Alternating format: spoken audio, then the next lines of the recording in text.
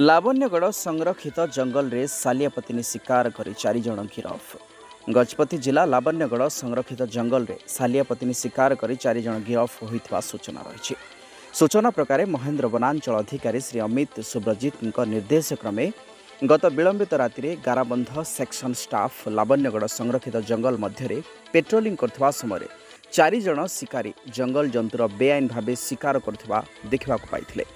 एहापरे सेमानक जांच करिबा परे सेमानक ठारू जंतु शिकार मारणास्त्र एवं मृत सालियापतिनी जबत करा जायथिला। गिरफ व्यक्ति माने आंध्र प्रदेश राज्यर शेखरपुर ग्रामर होइथवा बेले एथिरे आउ केउ माने संश्लिष्ट अछंती अधिक तदंत जारी रहिछि। एही पेट्रोलिंग रे वनपाल श्री दुर्योधन जेना, वनरक्षी गिरीश कुमार एवं पारा फॉरेस्ट स्टाफ प्रमुख उपस्थित थिले।